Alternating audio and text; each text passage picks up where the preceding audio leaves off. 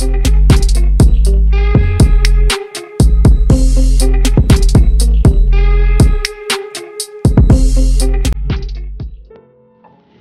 পার্টিতে আপনাকে দেখলাম, মনে হলো আপনি আমাকে চিনতেই পারলেন না। আপনি ছিলেন ভক্ত পরিবৃতা, আমার সংকোচ হচ্ছিল। কি করে বোঝাই আপনি পাশে থাকলে আমার কাউকে ভালো লাগে না, কিচ্ছু ভালো লাগে না। স্টাররা সবসময় ভক্ত দ্বারা পরিবৃত থাকতে ভালোবাসেন। আচ্ছা রাখুন ওসব কথা। আচ্ছা আপনি আমার খোঁজ খবর নেন না কেন? আপনি তো আমার খোঁজ নেন। কে বললো নি না? পরপর 3 দিন আপনাকে ফোন করেছি, পাইনি। অবশ্য আমি কোনো মেসেজ রাখিনি। আমি আপনাকে একটা কথা বলতে চাই।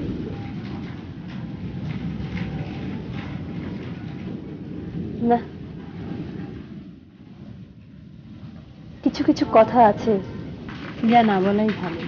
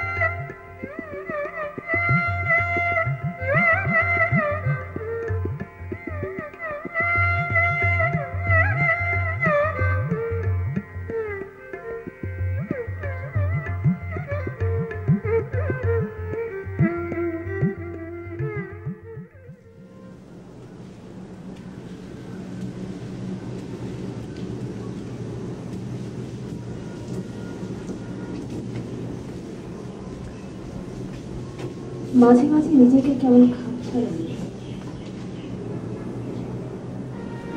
মনে হয়। এই যে আমি এত লোকের সামনে, আলোর সামনে, ক্যামেরার সামনে দাঁড়িয়ে, বসে, শুয়ে, লাফিয়ে ঝাঁপিয়ে অন্যের লেখার কথা আওড়াই, হাসি, কাঁদে। এই আমি আমার আমি নই, আমার কেউ নেই। আমি কি বাস্তবিক সুখী? আমার বাইরের আবরণ দেখে সবাই ভাবে আমার সুখের সরোবর কানায় কানায় ভরপুর। আমার সুখের কমতি নেই। যারা বুদ্ধিজীবী, দামি মাথার মালিক, তারা মনে করেন সুখ দুঃখ নিয়ে চিন্তা করার ক্ষমতা আমার মতো মেয়েদের নেই। আমরা কেবল শরীর সর্বস্ব নিরেট পুতুল। সুখ দুঃখ নিয়ে চিন্তা করা থেকে শত শত হাত দূরে থাকি আমরা। কেউ কেউ তো কষ্ট করে তা বুঝিয়েও দেন।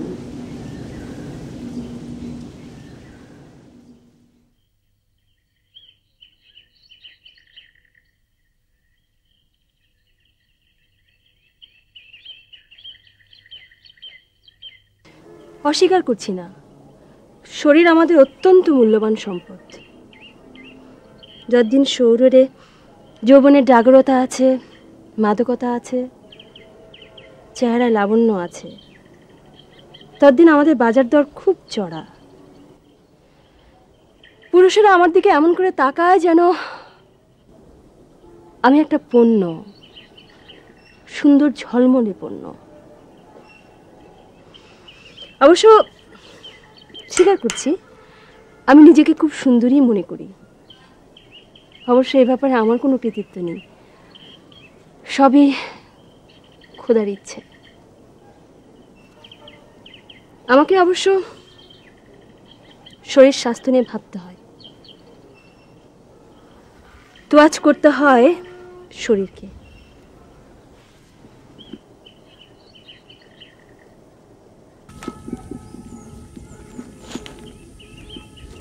শরীর সম্পর্কে আমাকে প্রথম সচেতন করে তোলেন আমার দুলাভাই।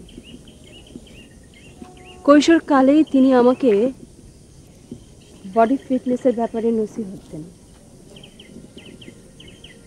যেদিন তিনি আমার ব্যাপারে একটু অন্যরকম আচরণ করতে শুরু করলেন, আমি তার ব্যাপারে খুব সতর্ক হয়ে গেলাম। বুঝিয়ে দিলাম তার এসব অদ্ভুত আচরণে আমার বিন্দু মাত্র সায় নেই।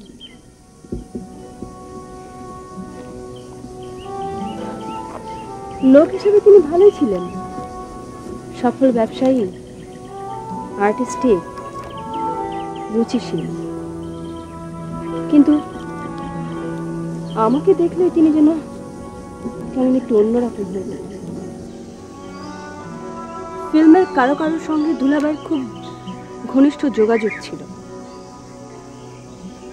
তার বিশ্বাস জন্মেছিল আমি খুব ট্যালেন্টেড মেয়ে, সুযোগ পেলে খুব ভালো অভিনয় করব। তার এই বিশ্বাসের উৎস অবশ্য আমার জানা ছিল না। একদিন দেখলাম তিনি খুব হন্তদন্ত হয়ে আমাদের বাড়িতে ছুটে এলেন। তার কোন এক বন্ধু নাকি আমাকে ফিল্মে অভিনয়ের অফার দিয়েছেন, তাই বাবার পারমিশনের প্রয়োজন। বাবার কণ্ঠস্বরে উৎসাহের কোনো ছিটে ফোঁটা ছিল না, কিন্তু দুলাভাই জোর করলেন। আমাদের আর্থিক সচ্ছলতা ছিল না,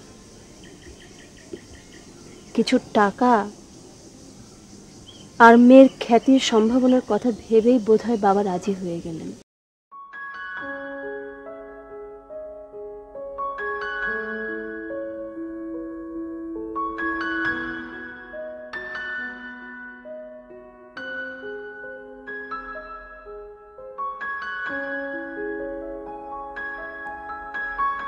আমার প্রথম রোলটি ছিল ছোট, কিন্তু পরিচালক তাতে খুব ইমপ্রেসড হয়েছে। ভাগ্য আমার সুপ্রসন্ন বল, তাই অফার আসতে শুরু করলো প্রচুর। আমার আজকের এই যে সাফল্য, তাতে সবচেয়ে বেশি অবাক হই আমি নিজে। বাস্তবে দুলাভাইয়ের প্রতি আমি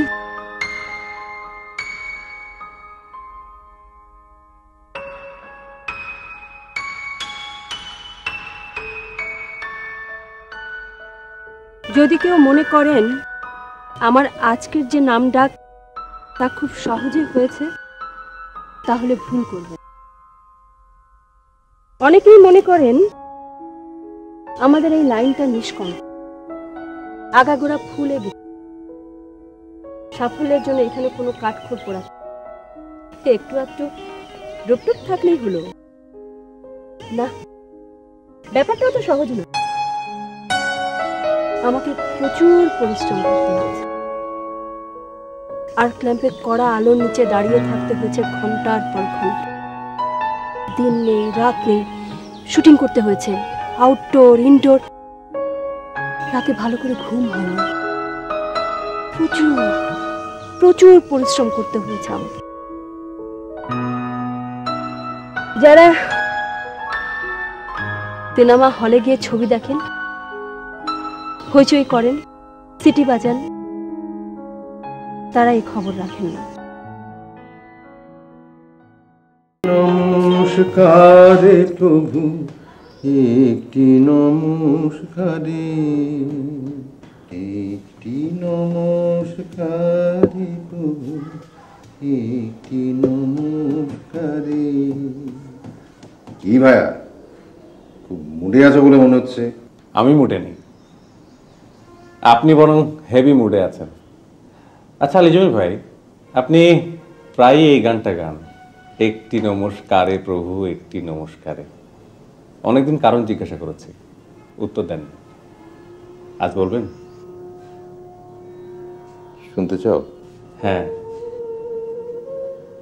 শোনার মতো সময় আছে তোমার?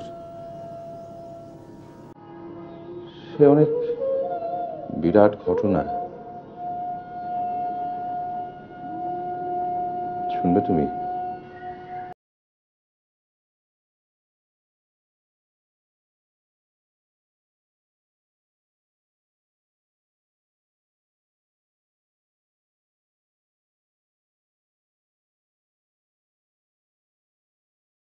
অনেক দিনের কথা,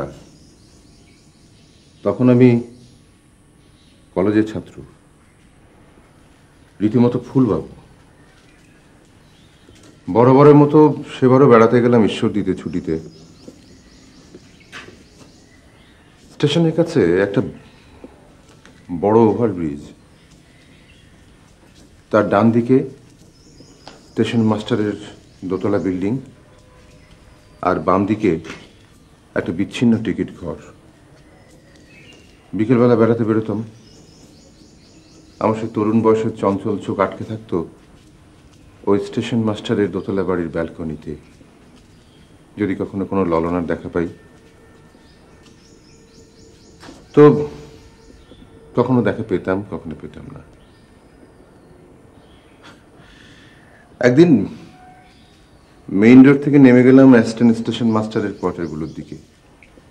বিকেলবেলা ঘোরাঘুরি করে হঠাৎ শুনতে পেলাম তন্নি গলার গানের সুর। সচি মাতা গো, আমি চার যুগেরই জনম দুঃখিনী। আমি মহাবিশ্বের মতো সে গান শুনলাম। কি গাইছে এমন মন কেমন করা গান? এসে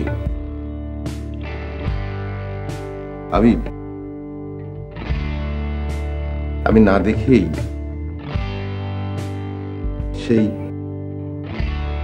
সেই স্বরময়ীর প্রেমে পড়ে গেলাম।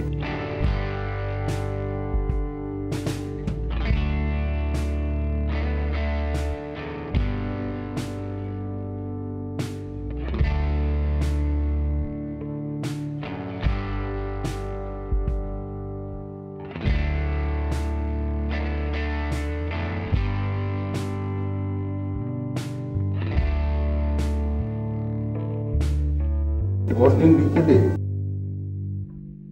আমার অজান্তেই আমার চোখ দুটো চলে গেল অ্যাস্টন স্টেশন মাস্টারের এই কোয়ার্টারের দিকে। কি দেখছি আমি? বারান্দায় দরজা ঘেঁষে অন্য মনে দাঁড়িয়ে আছে এক তরুণী, যেন সে কোন মায়াবী নদীর পাড় থেকে এখানে উঠে এসেছে। আমার মন বলল, কাল বিকেলে যে তন্নি কণ্ঠস্বর শুনে আমি প্রায় পথ ভুলতে বসেছিলাম, এই সেই নবীনা স্বরময়ী।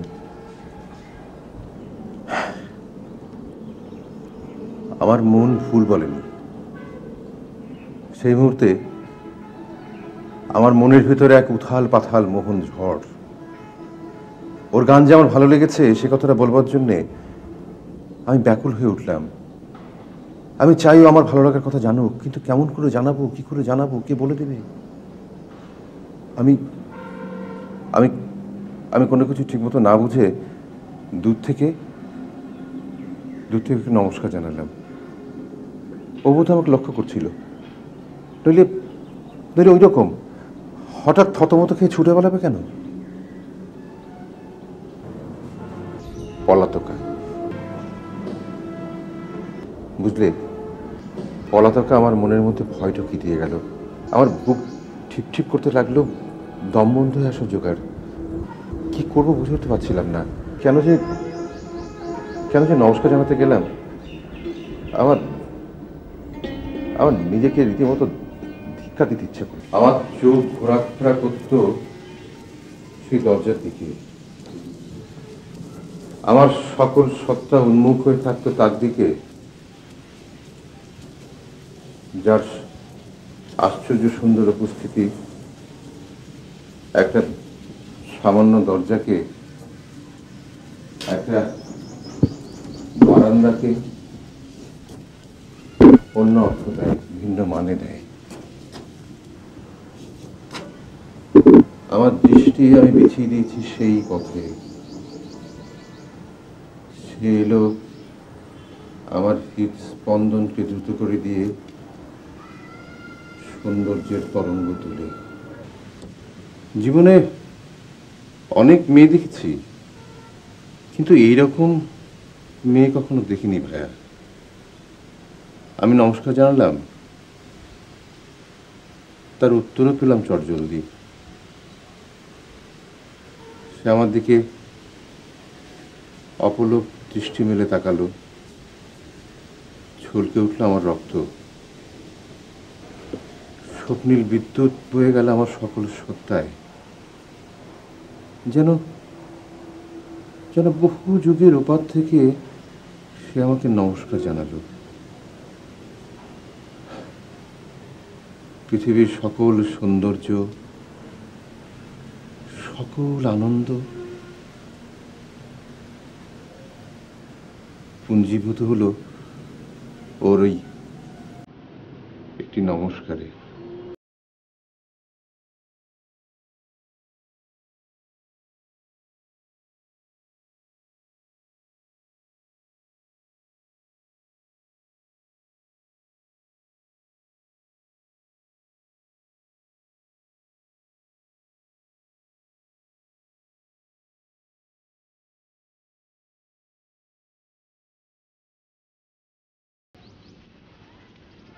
দিন দিন নমস্কার আর প্রতি নমস্কার যেন নিত্যনৈমিত্তিক ব্যাপার হয়ে দাঁড়ালো। কোনো দ্বিধা নেই, কোনো সংকোচ নেই, কোনো আড়ষ্টতা নেই। বসো।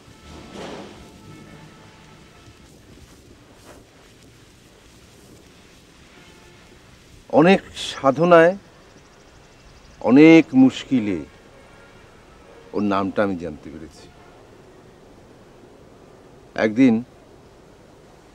একদিন ওর মা ওর নাম ধরে জোরে জোরে ডাকছিল। ঠিক একই সময়ে আমি রেল ইঞ্জিনের হুইসেলে শুনি, প্রমীলা, নীলিমা, অনিমা।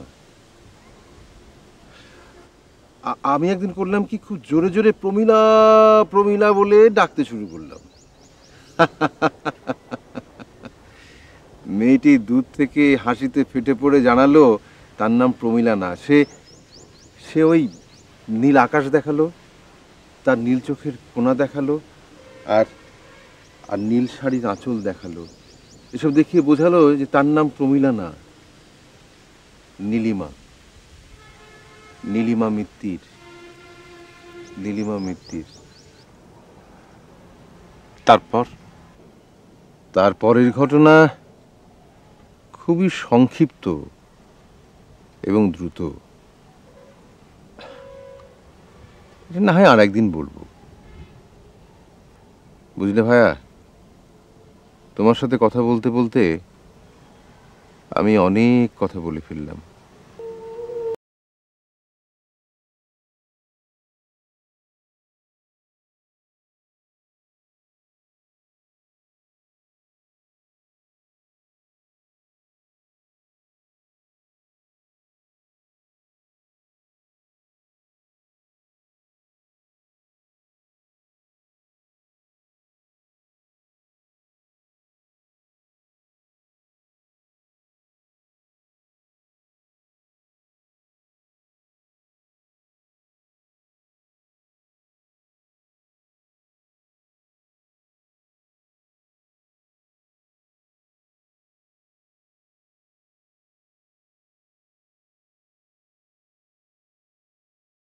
ওর কোনো অস্তিত্ব ছিল না আমার কাছে।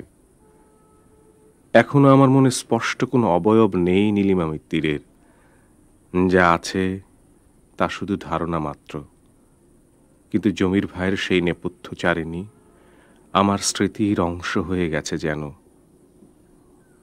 কখনো না দেখা সেই তরুণীর কথা ভেবে আমার মন কেমন করে। এখনো কি বেঁচে আছে নীলিমা মিত্তির? কোথায় আছে? কেমন আছে? ওর কি কোনো স্মৃতি জাগানিয়া মুহূর্তে মনে পড়ে সেই নমস্কার নমস্কার খেলার কথা? কে জানে, হয়তো ওর মন থেকে মুছে গেছে ঈশ্বরদের স্টেশন, মালগাড়ির গুম গুম শব্দ এবং আলী জমির। নীলিমা তো আমার কেউ নয়, সামান্য পরিচিতাও নয়। তবু ওর কথা এত ভাবছি কেন? আলী জমির আমার কাছে নীলিমাকে ডেকে এনেছেন শ্রীমণ্ডিত এক ভাস্কর্যে, যা কালের সংহারের দিকে পিঠ ফিরিয়ে দাঁড়িয়ে আছে অসামান্য নির্জনতায়। ওই ভাস্কর্যই প্রকৃত নীলিমা। ওই নীলিমার বয়স বাড়ে না কোনো দিন, বিয়ে হয় না, হয় না সন্তান সন্ততি। এই নীলিমার চুল পাকে না, দাঁত পড়ে না, বাতের ব্যামো হয় না। আজকের বিখ্যাত অভিনেত্রী, কোটি কোটি মানুষের স্বপ্ন নমিতা। নমিতা একদিন বুড়িয়ে যাবে। নায়িকার সিংহাসনে স্থান তার আর হবে না। তখন হয়তো সে নায়িকার মায়ের চরিত্র অভিনয় করবে, নতুবা এই চলচ্চিত্র জগৎ থেকে বিদায় নেবে। আর কদর থাকবে না তখন। বয়সিনী নায়িকাকে কেউই দেখতে চায় না গাটের পয়সা খরচ করে।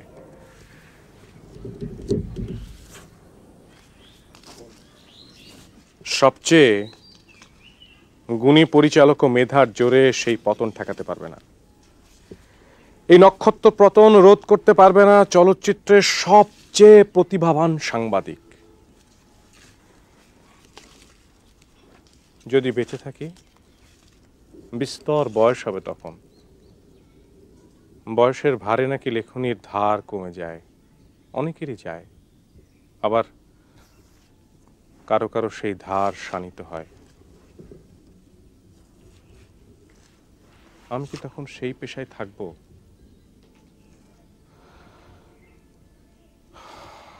ভবিষ্যতের কথা কেউ বলতে পারে না।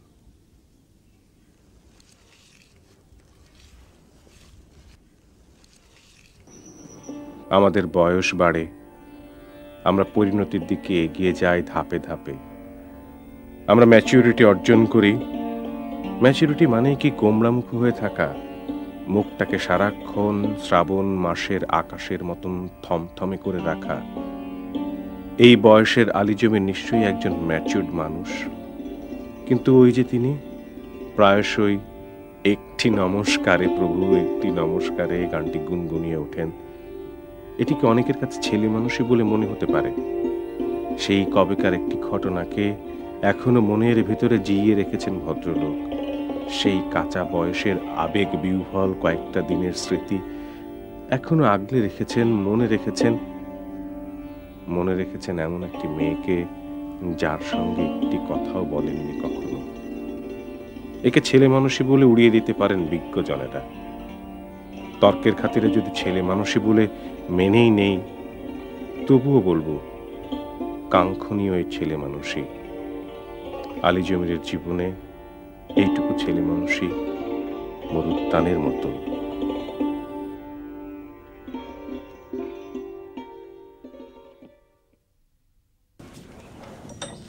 কখনো কখনো এত বোর্ড হয়ে যায় যে সব কিছু ছেড়ে ছুড়ে চলে যেতে ইচ্ছা করে সম্পূর্ণ অচেনা কোনো জায়গায়, শত শত লোলুপ দৃষ্টির অন্তরালে।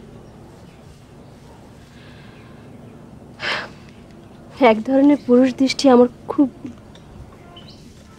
ভালো করে চেনা হয়ে গেছে, বলতে পারি মুখস্থ হয়ে গেছে। দেখলেই বুঝতে পারি সে দৃষ্টির অর্থ। একই দৃষ্টির ট্যুর করে না আমার শরীরে, এক দৃষ্টি থেকে অন্য দৃষ্টি আলাদা করা যায় সহজেই। যুবা দৃষ্টি, পৌর দৃষ্টি, না যুবা না পৌর, সব দৃষ্টির অর্থই একই।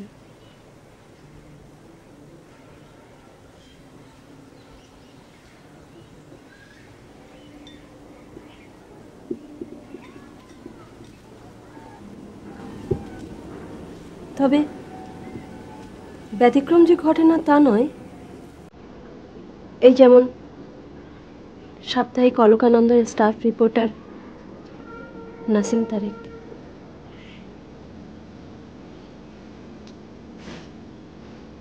ওর চাহনিতে এক ধরনের মুগ্ধতা আছে, আর সবার মতো লোলুপতা নেই। তাই তো ওকে খুব ভালো লাগে। না, ও আমার সম্পর্কে অলকানন্দায় ভালো লিখেছে বলে নয়, এমনিতে। আমি নিজেই তো জানি ওর সঙ্গে যখন প্রথম দেখা হয় সেদিনই ওকে ভালো লেগেছিল। নাসিম তারেক হ্যান্ডসাম, কিন্তু এমন হ্যান্ডসাম না যে দেখলেই চোখে পলক পড়বে না। কথা বলে কম, শুনে বেশি, আর যখন বলতে শুরু করে তখন শুনতে খুব ভালো লাগে। ওর সেন্স অফ হিউমার এত প্রবল যে ও কবুতরের মতো বাকবাকুম করে না, কথা বলে সুশ্রী মসৃণ ভাবে। ও যখন বলতে শুরু করে আমার ভীষণ ভালো লাগে।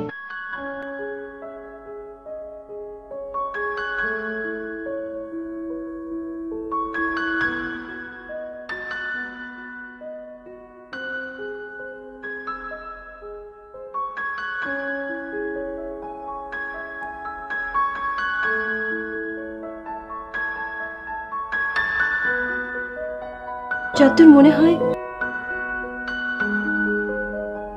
নাসিম তারেক আমাকে খুব পছন্দ করে। খোলাখুলি বলে ফেলাই ভালো। নাসিম তারেক আমাকে ভালোবাসে। আমি ওর চোখের চামড়াতে সে ভাষা পড়েছি। ব্রাহ্মলিপির মতো নয় সে ভাষা, তাই পড়তে আমার কষ্ট হয়নি। আমার প্রতি ওর যে ভালোবাসা,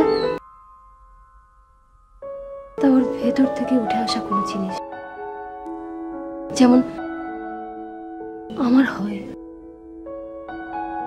অনুপ্রাণিত কোনো চরিত্রের প্রতি আমি আমি তখন কেমন যেন হয়ে যাই। মনে হয় আমি আমাতে নেই, আমি আমি অন্য কেউ হয়ে গেছি।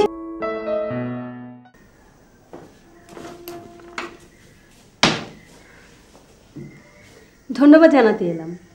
আমাকে নিয়ে সাপ্তাহিক অলকানন্দের ছাপানো ফিচারটা পড়েছি, খুব ভালো লেগেছে, তাই সরাসরি চলে এলাম।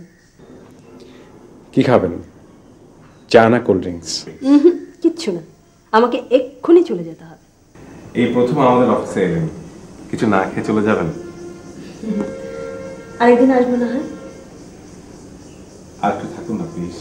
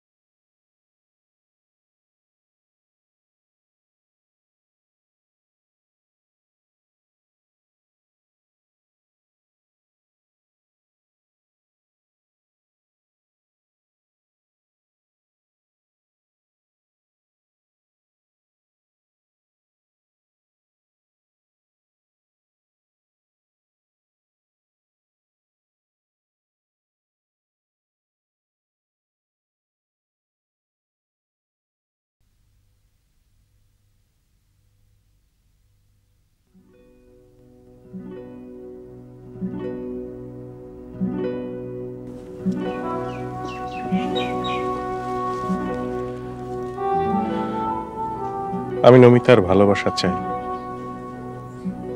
খুব কি অসম্ভব এই ভালোবাসা পাওয়া। নমিতার প্রতি আমার অনুভূতি দিনে দিনে প্রবল হয়ে উঠেছে। একেই তো প্রেম বলে। আমি কি করে অস্বীকার করবো এই অনুভূতির কথা? এ প্রেমের কি মূল্য আছে নমিতার কাছে? আমার উথাল পাথাল অনুভূতির কথা আমি কখনোই জানাতে পারবো না নমিতাকে, উপহাসিত হওয়ার ভয়ে। নমিতা ব্যাপারটা সিরিয়াসলি নেবে না, হেসে উড়িয়ে দেবে। আর সেই হাসিটাই হবে আমার জন্য খুব মারাত্মক। কারো হাসি বা করুণার পাত্র হতে চাই না আমি কখনো। আজীবন কষ্ট ভোগ করে যাব, কিন্তু কারো তামাশার টার্গেট হতে আমি প্রস্তুত নই।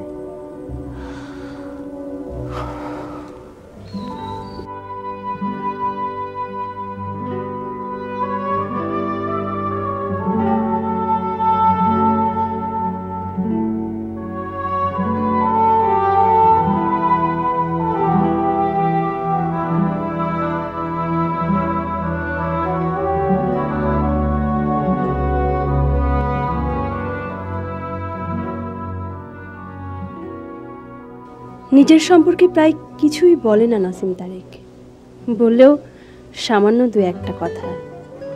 সে যে ম্যারেড এ কথা সে লুকিয়েছে আমার কাছে, লুকিয়েছে পাছে আমি ওকে পাত্তা না দেই। আচ্ছা, সে কি মনে করে যে ওর জন্য আমার একটু অন্যরকম অনুভূতি আছে? একটা গোপন আশা কি লালন করে সে মনে মনে? আমি কখনো ওকে জানতে দেইনি যে আমি ওর হাড়ের খবর রাখি। আচ্ছা, এমন ইন্টেলিজেন্ট লোক আবার এত বোকা হয় কি করে? যেন সে ম্যারিড হলেই আমি পিছিয়ে যাব, আর ব্যাচেলার হলে ঢেই ঢেই করে ওর গলায় ঝুলে পড়ব।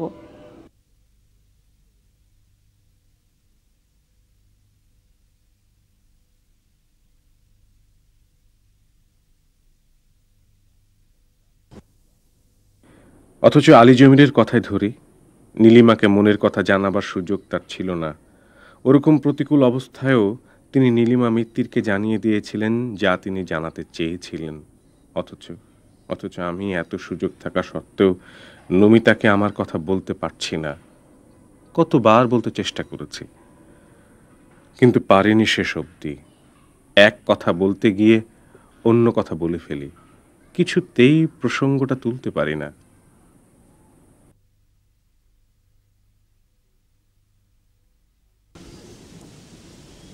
আকার ইঙ্গিতে দু একটা জিনিস ঠিক করে নিলাম আমরা। প্যাসেঞ্জার ট্রেন আসে ঝকঝকিয়ে, আর মালগাড়ি আসে গুম গুম গুম গুম শব্দ করে। আর মালগাড়ি আসার শব্দ অনেক দূর থেকে শোনা যায়। মালগাড়ির শব্দে আমরা দুজনে ছুটে গিয়ে একটা নির্দিষ্ট দূরত্বে মুখোমুখি হতাম। তারপর শুরু হতো নমস্কারের পালা। এক আশ্চর্য খেলায় মেতে উঠলাম আমরা। একটি নমস্কারে এত এত আনন্দিত মুখরতা থাকতে পারে আমাদের জানা ছিল না। অপরূপ মুখরতা।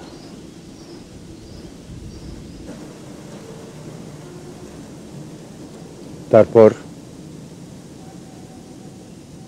এলো 1947-এর আগস্ট।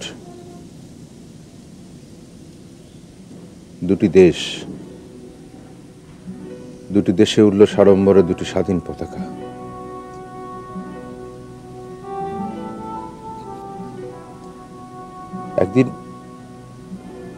একদিন ভোরে দেখলাম সে বাড়িতে নীলিমা ছটফট করছে। আমাকে দেখেও নমস্কার জানালো না। কিরকম কিছু একটা বলার ব্যাকুলতা তাকে দখল করে রেখেছে। কিছু একটা বোঝাবার অস্থিরতায় ও যেন একটা ঝোড়ো পাখি। আমি কিছুই বুঝে উঠতে পারছিলাম না। নীলিমা দূর থেকে কয়েকটা পুটুলি দেখালো, আর আর কয়েকটা সুটকেস। হাতে দুটো আঙুল দূর থেকে দেখিয়ে কি বোঝালো কে জানে। আর হাতের আঙুল আর এই ঠোঁটের ইশারায় বোঝালো রেল ইঞ্জিনের হুইসেল।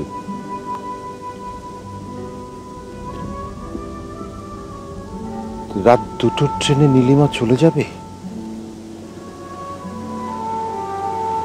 আমার আমার মন হয়ে উঠল থুথু মরুভূমি।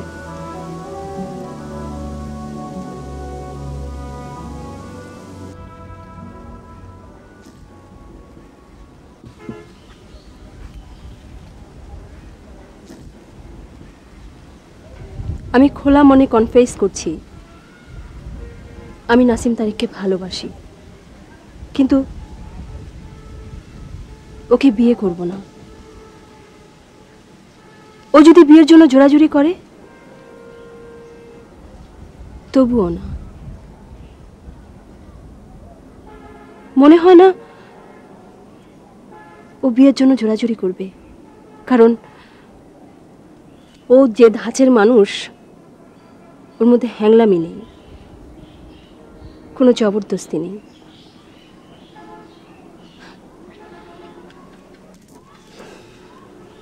যে মানুষটা আজও সরাসরি তার ভালোবাসাকে এক্সপ্রেস করতে পারেনি, সে মনে হয় না বিয়েটি আর ঝামেলায় জড়াবে। আর বিয়ের জন্য জবরদস্তি করলেও আমি সায় দেব না, কারণ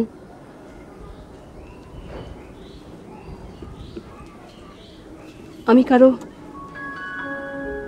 ঘর ভাঙার খেলা খেলতে পারবো না।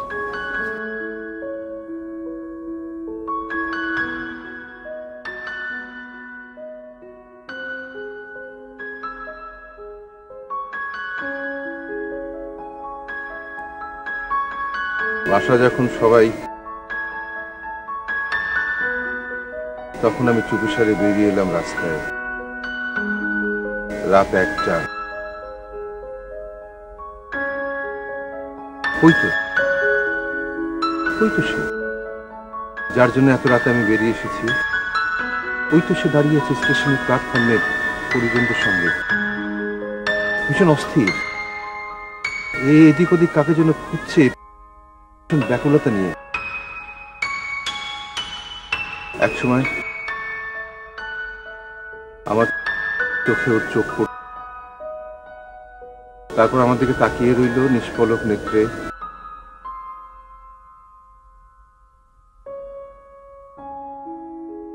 আমরা দুজন দুদিকে দাঁড়িয়ে, মাঝখানে অনন্ত ব্যবধান। ওকে নিষ্প্রদীপ উৎসবের মতো মনে হলো, কেমন নিঃসার, নিষ্প্রভ। এক স্তূপ বেদনার মতো মনে হলো আমার নেপথ্যচারিণী নীলিমাকে। দেখে মনে হচ্ছিল ও দাঁড়াতে পারছে না, ঢলে পড়ে যাবে প্ল্যাটফর্মে।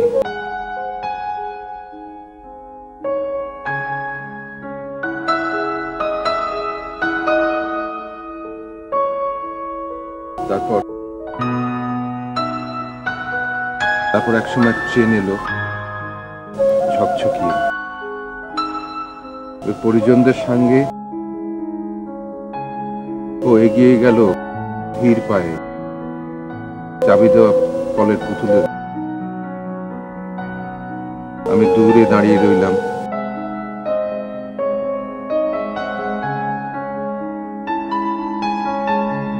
একসময় নিজের অজান্তেই হাত জোর করে নমস্কারের ভঙ্গি করলাম। ও আমাকে নমস্কার করল দুবার।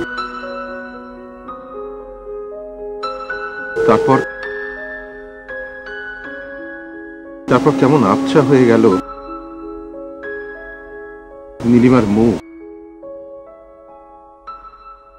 আমি আমার নমস্কার কি অবিচল রাখলাম ততক্ষণ পর্যন্ত, যতক্ষণ পর্যন্ত না শেষ বগিটি আউটার সিগন্যাল পেরিয়ে গেল। আমি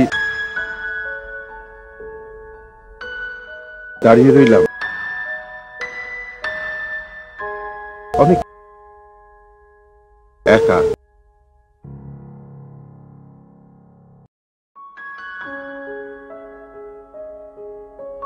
খরাছোয়ার বাইরে চলে গেল আমার আমার নীলিমা মিত্তির।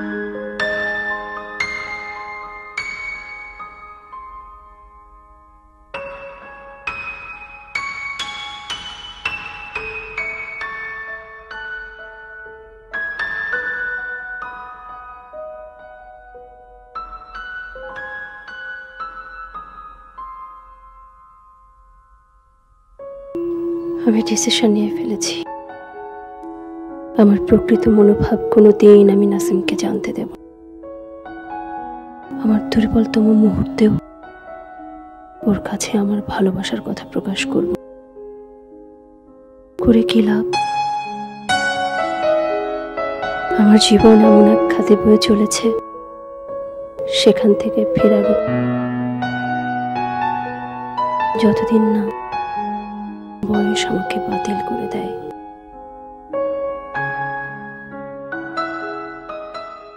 আমার ছোট মেয়েটার শরীর কিছুদিন থেকে ভালো যাচ্ছে না, এটা সেটা লেগেই আছে। আর অসুখ বিসুখ হবেই না বা কেন? যে পরিবেশে থাকি, বাড়িতে ঢুকতে বেরুতে নাকে লাগে উৎকট গন্ধ।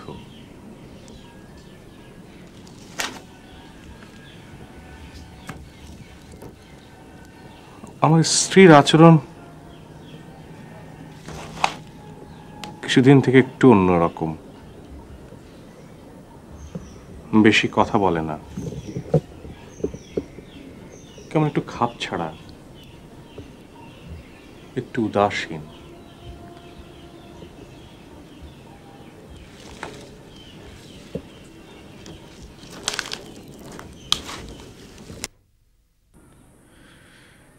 মেয়েটাকে আজ ডাক্তারের কাছে নিয়ে যেতে বললাম।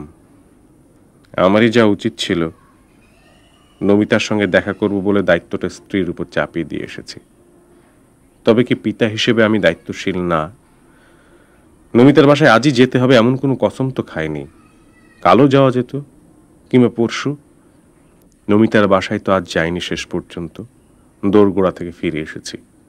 মনকে চোখ ঠেরে কি ফায়দা? কবুল করাই ভালো। ব্যাপারটার মধ্যে একটা আর্জেন্সি ছিল। কেন এই যে আর্জেন্সি, এই কথাটা কাউকে বোঝানো যাবে না। সবকিছু কেমন যেন এলোমেলো লাগছে, নিজেকে ধিক্কার দিতে ইচ্ছে করছে। এরকম বেসামাল হলে কি চলে? নমিতা আমাকে সুস্থির থাকতে দিচ্ছে না। নমিতার কি দোষ? কোনো বিষাদগ্রস্ত লোক যদি নদীতে ডুবে মরতে চায়, তাহলে নদীর কি অপরাধ? এখন কোথায় যায়? কবি মাসুদ আলতাফের সঙ্গে দেখা হলে ভালো হতো। নিঃসঙ্গতা কিছুটা কমতো আড্ডা দিয়ে। আজ সন্ধ্যায় ম্যাথর পট্টিতে গেলে মন্দ হয় না। আজ না হয় বাংলুই টানা যাক।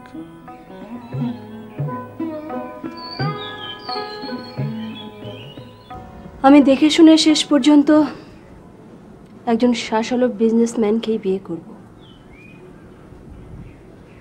তার সঙ্গে আমার লাভ হতেও পারে, নাও পারে, তবে লাভ আমার হবেই। শুরু হবে আমাদের সংসার যাত্রা। অন্তত চীনামাটির বাসনপত্রের মতো তা যতদিন ভেঙে না যায়। আচ্ছা, নাসিম তারেকের কথা আমার মনে পড়বে। ওর নামের জপমালা আমার হাতে থাকবে না, ও থাকবে আমার মনের নিঝুম পড়ে। মাঝে মাঝে শুটিং শেষ করে ক্লান্ত হয়ে যখন ঘরে ফিরব, ওর কথা ভেবে আমার মনটা কেমন করে উঠবে।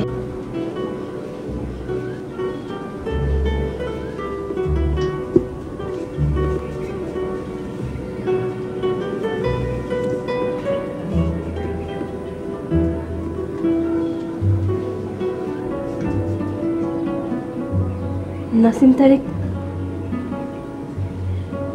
তারেক কোনোদিনই জানতে পারবে না আমার এই নীরব প্রেম কথা।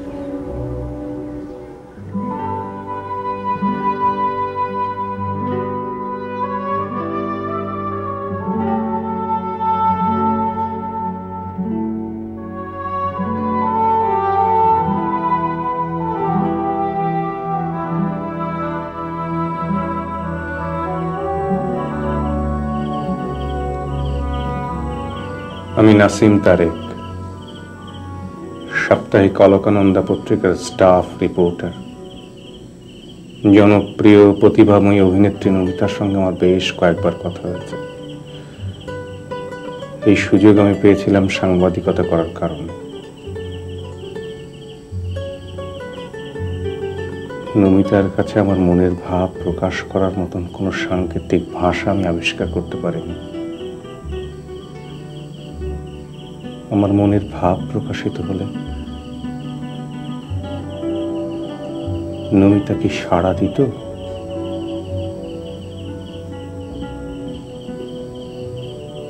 হয়তো না।